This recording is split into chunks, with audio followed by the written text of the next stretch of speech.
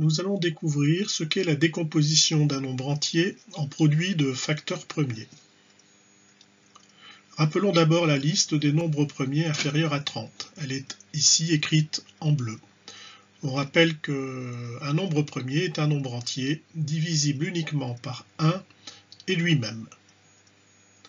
Prenons par exemple ce produit 2 fois 3 fois 3 fois 5. C'est un produit de 4 facteurs et chacun des facteurs, le 2, le 3 et le 5, sont des nombres premiers. On appelle donc ceci un produit de facteurs premiers. 2 fois 3 fois 3 fois 5 est égal à 90. On dira donc que ce produit, 2 fois 3 fois 3 fois 5, est la décomposition de 90 en un produit de facteurs premiers. Remarque, 90 pourrait être aussi égal à, par exemple, 2 fois 45. Ça fait bien 90. Donc 2 fois 45 est une décomposition de 90 en un produit de deux nombres. Le nombre 2 est un nombre premier, mais le nombre 45 n'est pas premier. Donc 2 fois 45 n'est pas une décomposition en produit de facteurs premiers du nombre 90, car 45 n'est pas un nombre premier. Propriété admise, tout nombre entier admet une unique décomposition en produit de facteurs premiers. Comment trouver la décomposition d'un nombre entier en produit de facteurs premiers? Exemple, décomposer 84 en produit de facteurs premiers. Alors, on va essayer de trouver la décomposition en produit de facteurs premiers du nombre 84. Pour ça, il faut connaître le début de la liste des nombres premiers qui est écrite ici. 84 est un nombre pair, donc il est divisible par 2. 84 divisé par 2. Alors, si vous ne réussissez pas à le faire de tête, il y a toujours la possibilité d'utiliser ici la division, mais attention, la division euclidienne qui est ici. Donc 84, division euclidienne par 2. Elle vous donne le quotient, Q égale 42, et le reste 0. C'est ce reste qui vaut 0 qui nous dit bien que 84 est divisible par 2. Le quotient est 42. Il reste 0. On peut donc écrire que 84 est égal à 2 fois 42. C'est un produit de deux facteurs. Le facteur 2 est un nombre premier, tandis que 42 n'est pas un nombre premier, on peut encore le diviser.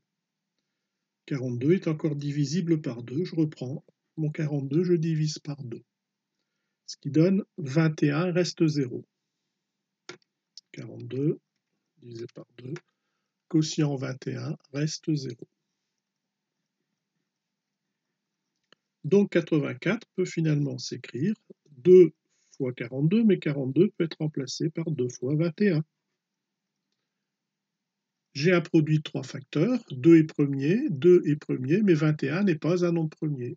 21 peut être encore divisé, mais pas par 2, puisqu'il est impair. Donc la division par 2 est terminée. Je vais donc maintenant essayer de voir si c'est divisible par le prochain nombre premier, qui est 3. 21, oui, c'est divisible par 3, ce qui donne 7. 3 fois 7, 21, il reste 0. On peut donc écrire que 84, c'est 2 fois 2 fois 21, mais 21, c'est 3 fois 7. On va continuer. Est-ce que 7 est encore divisible par 3? Non. La division par 3, j'ai fini. Je ne peux pas diviser 7 par 3. Par 5, non plus. Par 7, ben oui, 7 est bien divisible par lui-même. 7 divisé par 7, quotient 1, reste 0. Une fois qu'on est arrivé au quotient 1, on a terminé la décomposition en produit de facteurs premiers. C'est-à-dire qu'ici, vous avez les 4 diviseurs, 2, 2, 3 et 7, qui forment la décomposition en facteurs premiers. 84, c'est 2 fois 2 fois 3 fois 7.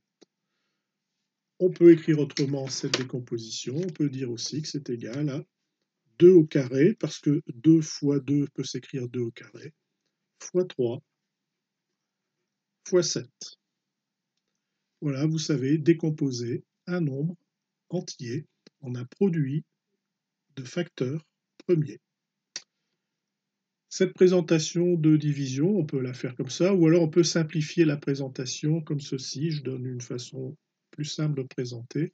On écrit le premier nombre, 84. On a vu qu'il était divisible par 2, je mets les diviseurs à droite, et le quotient c'est 42, j'écris ici. En fait, 84, c'est 2 fois 42. 42, je l'ai redivisé par 2, je peux écrire mon 2 ici, et ça faisait 21 que j'écris là. 2 fois 21, 42. On a vu que c'était divisible par 3 et ça donne 7 en quotient. 3 fois 7, 21. Et 7 est divisible par 7 et ça fait 1. On arrive ici au 1, ce qui termine.